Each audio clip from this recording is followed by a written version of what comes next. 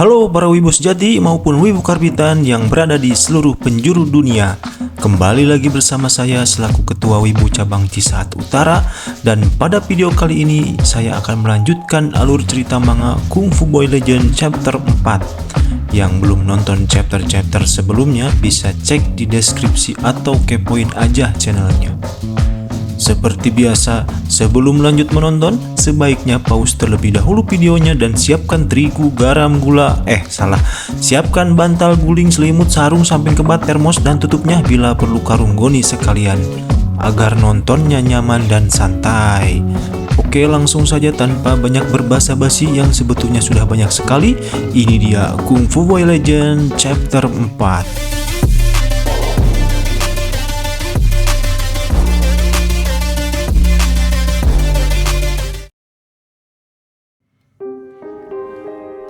Pada chapter keempat ini, cerita diawali dengan diperlihatkan Chin-mi dan Gun-tae sedang melakukan pengejaran untuk menyelamatkan Putri Mito.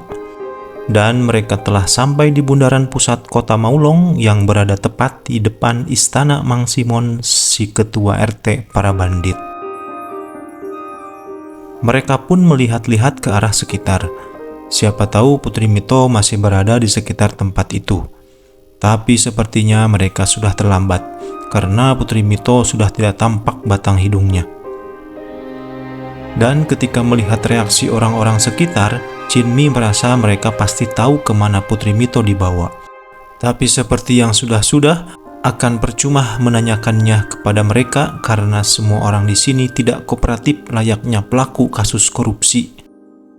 Ketika Chin-mi dan Gun-tae sedang melihat-lihat area sekitar, lalu pasukan kerajaan yang dipimpin oleh Daruto tiba di tempat tersebut dan langsung menanyakan keberadaan Putri Mito. Chin-mi pun sontak menjawab, "Nya teuing atuh urang ge karak jol bieu." Mendengar jawaban Chin-mi yang sedikit tidak memuaskan, anak buah si Daruto yang bernama Babael langsung bertindak dan menjengut baju Chin-mi karena merasa kesal. Melihat kelakuan si Babael, Gun-tae murka karena sudah tidak sopan kepada gurunya.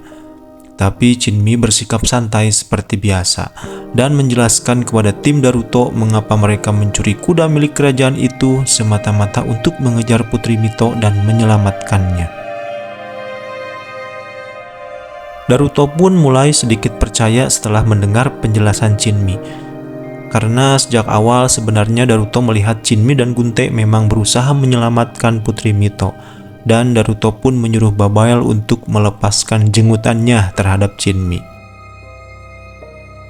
Ketika ketegangan sudah mulai mereda, Gun-tae malah nyeletuk bahwa hilangnya Putri Mito itu adalah kesalahan para pengawalnya yang tidak becus dalam menjaga putri kerajaan. Dan kenapa malah menyalahkan orang lain? Hahai, benar juga sih si Gun-tae. Sejak awal kelakuan para pengawal kerajaan ini memang membuat kesal dan pikeuheuleuan lah. Mendengar celetukan si Gun-tae yang sedikit frontal, si Babael tersulut emosi dan hendak mencabut pedangnya untuk menebas si Gun-tae. Tapi dengan sigap dan santai Chin-mi menahannya sambil cengangas-cengenges.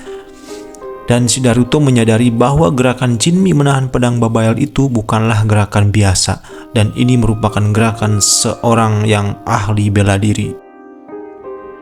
Ketika hidup sedang capek-capeknya, ketika keadaan sedang genting-gentingnya, datanglah pasukan kerajaan yang dipimpin oleh Komandan Pegu.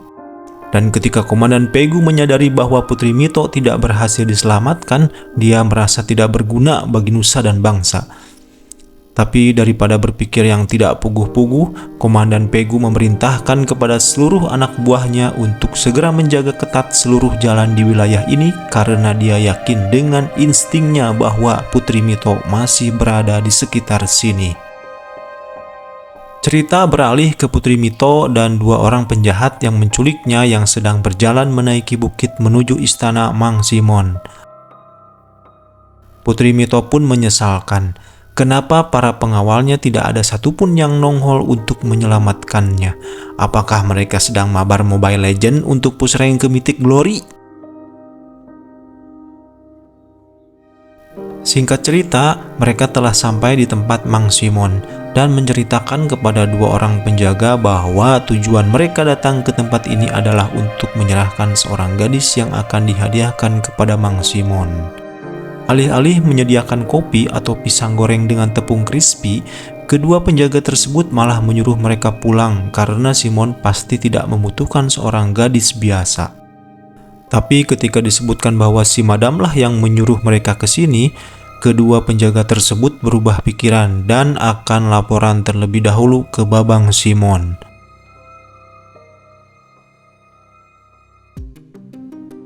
Di dalam istana, ketua RT Maulong yaitu Mang Simon sedang duduk santai menunggu asistennya membuat wedang jahe sambil menerima laporan beberapa kejadian yang terjadi di kota Maulong dari anak buahnya.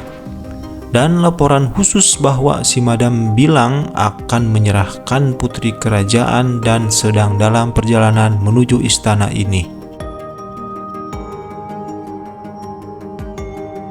Cerita kembali ke tempat di mana berkumpulnya pasukan kerajaan yang sedang memikirkan cara untuk menemukan Putri Mito. Komandan Pegu memikirkan beberapa strategi agar mereka mendapatkan informasi di mana keberadaan Putri Mito saat ini. Lalu dia mencoba menanyakan kepada orang-orang yang berada di sekitarnya dan meminta petunjuk di mana keberadaan Putri Mito. Tapi seperti yang sudah-sudah, reaksi dari penduduk sekitar hanyalah penolakan dan cibiran. Mereka enggan memberikan bantuan apalagi kepada orang-orang berseragam dari pemerintahan.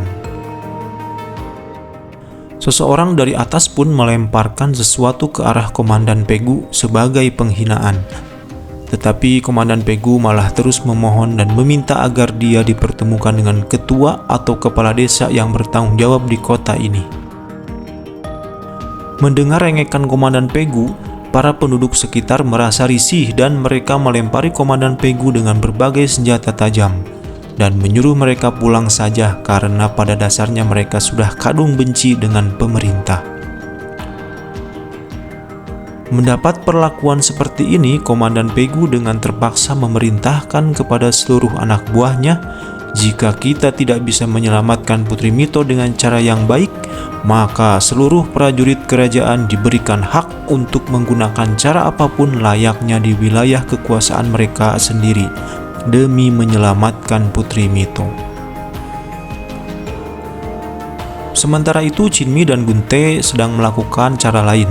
Mereka berkeliling di sekitar untuk mencari orang yang bersedia memberikan petunjuk di mana rumah Simon, si ketua bandit kota Maulong. Karena Chinmi ingat dengan omongan si Madun yang mereka temui saat pertama kali memasuki kota ini, bahwa jika mereka macam-macam, Simonlah yang akan menghabisi mereka. Dan insting Chinmi berkata, sudah pasti Putri Mito dibawa ke tempat Simon seperti yang dikatakan oleh si Madam. Lalu mereka menghampiri tukang dagang kolak candil Hui Boled yang berada tidak jauh dari tempat itu. Karena sudah beberapa kali bertanya kepada penduduk kota ini dan jawabannya selalu tidak balik, maka mereka memakai siasat, yaitu berpura-pura sebagai orang jahat yang akan menemui Simon. Dan mereka memesan kolak candil dengan memasang tampang seram sambil menanyakan di mana tempat Babang Simon. Ternyata cara ini berhasil. Kang kolak candil pun memberitahu di mana tempat Simon dan menunjukkan tebing tinggi yang ada di depan mereka. Kembali ke tempat para pasukan kerajaan berkumpul, Daruto sedang menggeprek para bandit-bandit yang ngeyel karena tidak mau memberitahu di mana keberadaan Putri Mito. Sesuai dengan arahan Komandan Pegu, lakukanlah cara apapun untuk menyelamatkan Putri Mito. Dan pada akhirnya Daruto mendapat jawaban bahwa ketua Maulong yaitu Simon ada di istana yang berada di puncak tebing tinggi tepat di depan tempat mereka berkumpul.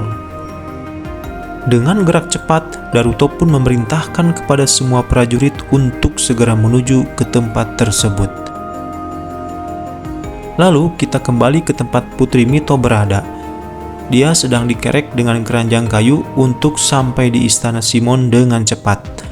Putri Mito pun tidak habis pikir dengan para pengawalnya apa yang mereka lakukan sekarang. karena tidak ada satupun yang datang untuk menyelamatkannya. Apakah mungkin mereka sedang bermain game kakek Zeus? Sampai-sampai tidak ada yang sadar bahwa putri kerajaannya sedang diculik. Sesampainya di atas, Putri Mito disambut oleh 2 orang penjaga.